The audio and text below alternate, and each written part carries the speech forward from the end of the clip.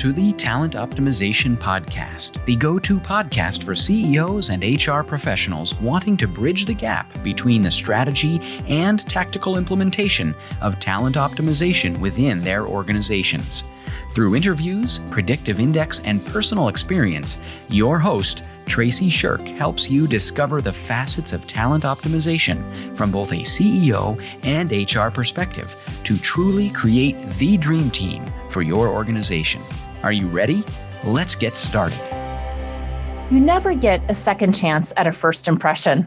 Welcome to Talent Optimization. This is Tracy Shirk joining you today to talk about orientation and onboarding for your new hires. Why is it important? And it's just that you never get a second chance to make a great first impression. And so what we know, and this is specifically looking at, some of our SHRM articles and some of those key insights in the industry, is that onboarding really is that magic moment when a new employee decides to stay engaged or become disengaged inside of an organization. And guess what? If we're spending the time and the resources to hire an individual, the organization has a very specific need. Yet, so often we zoom all the way through this orientation and onboarding process and completely miss the boat on ensuring that we've created a great first connection with that individual. And so that's what we're going to talk about today is we want to make sure that individuals coming into our organization are onboarded the way that they need to be before they even set their first foot in the door. And onboarding really starts before their first day of employment, right? So we've done our interview process, we've made the offer, we've hired the individual, they've accepted that hire, and now what? Well, it's kind of like dating. If you think about, if you've been engaged or got married, did you talk with, your spouse between when you first got engaged to when you got married? Of course you did. So are we doing this with our new hires? Gosh, I hope so. If not, let's create that pre-boarding process, right? And so what a pre-boarding process is these are the small touches that we have when we talk with individuals before they start on their first day. And guess what? The hiring market is tough. Individuals can back out before the first day. We want to ensure that they are excited to come to your organization. One of the key things that we do is we will send something home to that individual after they have accepted the offer. And whether that is like a fruit and nut basket, whether that is edible arrangements, whether that's a handwritten note saying we can't wait until you join our team on XYZ date, right? So because what you're doing is you're also courting the family, because let's face it, making a job change is a really big deal. And it's a really big decision. And if we can enroll our families into, this is the next best career move for me right now, guess what we've done? We've created the buy-in from the families of our employees into this is a great choice for you. And let's face it, our families have a huge impact on our employees when they come to work because we hire the whole person. We don't just hire one piece of them. When they come to work, they are there, but they may not be 100% there, right? Well, there's no longer work-life balance necessarily. We've got this integration of work-life, especially with COVID. So we want to make sure that during the pre-boarding process, we're also onboarding the families of our employees. The next thing that we really want to specifically look at when we're onboarding staff is that we're including the entire team in that onboarding process. So as HR, how are you ensuring that on day one, that new employee has everything that they need to be successful? And not too much, right? We don't want death by orientation. I don't know if any of you have ever had death by orientation, but when you walk in on day one, it's like, here is your 575-page handbook. Please read. Here is 72 different forms that you need to sign. Please sign. Oh, and you have 5 minutes to do that. So don't worry about reading it, just sign it. Oh, and by the way, we are going to introduce you to 72 of our top executives and all of our employees. Ready, set, go, go, go, go. Oh my goodness, that is death by orientation. I don't know about you, but I don't love death by orientation. And each of us has a different way that we learn. Each of us has different needs. And it's so important that as organizations, we know specifically what our employees need so that we can ensure that they specifically have that. We use a tool called Predictive Index in the behavioral assessment to really let us know, is this individual extroverted or introverted?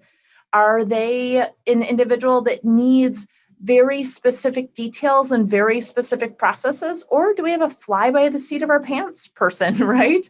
That can really adapt and change under any circumstance. If we know that, we can ensure that they're going to have the success that they need in that hiring process. So we want to set that up so that we don't have death by orientation. But on the other side, we also don't have them come in for day one and walk in and have nobody even know that they're showing up and sit at an empty desk. And if you join us for some of our future podcasts, Kristen Robertson will talk a little bit about an experience that she had. So you'll want to pay attention for that upcoming podcast because it's a fun one. So with that being said, as we bring those individuals into our organization, we just need to make sure we have a plan and that our team is involved in that plan. Because the sooner that individual can get that taste, that little nugget of success, they're going to want more of it, right? So if on day one, they have this small project to complete that they can complete and do really well on and have that praise come in the way they want it from their team members, they're more likely to say, I want more of this. This is an amazing organization that I want to be a part of. So with that, we just want to make sure that our team knows exactly what they need to do as this new individual is being onboarded, and that the new employee has that plan of action in their calendar or in their email on day one when they come into the organization, and that it is spread out enough so that they really understand and know that they can get the grasp of it and get moving quickly. So there's really three key parts of orientation. We have the pre-boarding, which we just talked about, which is that time between the offer of employment is made and they start employment.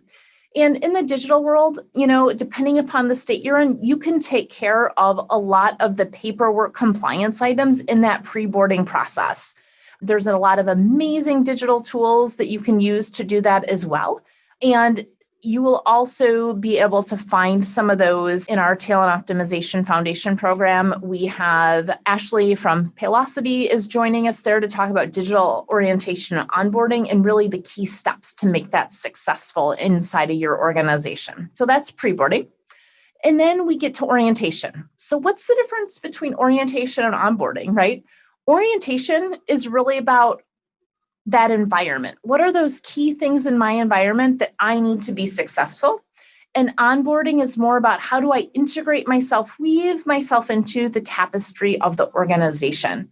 So in orientation, where's the bathroom? Who do I call for help? How do I work the coffee machine? It's those kind of things. Where do I park my car? What time do I need to be there? What key do I use? Where do I go? Like all those things that we can get really, really nervous and anxious about before day one, right? So a lot of times we'll send a quick FAQ email to the employee during our pre-boarding process saying, hey, we're so excited for you to start with us tomorrow. Here's some key things that may be helpful for you to know. When you come in, here's a map of where to park, or if they're joining virtually, make sure they get a welcome box at home with their laptop, with their headset, with all of the things so that they're truly ready to be successful on day one. So in that email or that communication beforehand, you're letting them know all the things that they need on day one so that can kind of ease that anxiety that they have and really amp up the excitement of day one.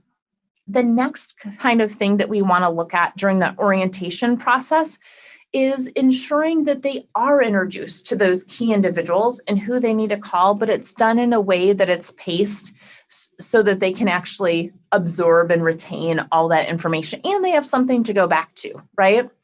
And the key distinction here is, are we talking with extroverted individual that wants to talk things through and meet people? Or are we talking with an introverted individual that wants to think things through and really needs to see the questions ahead of time?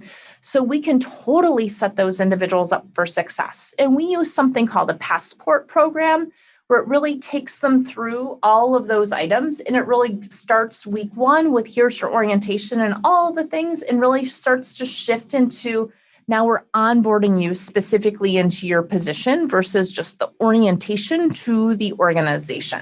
So those are some key items there that we know are super helpful for our individuals to be successful.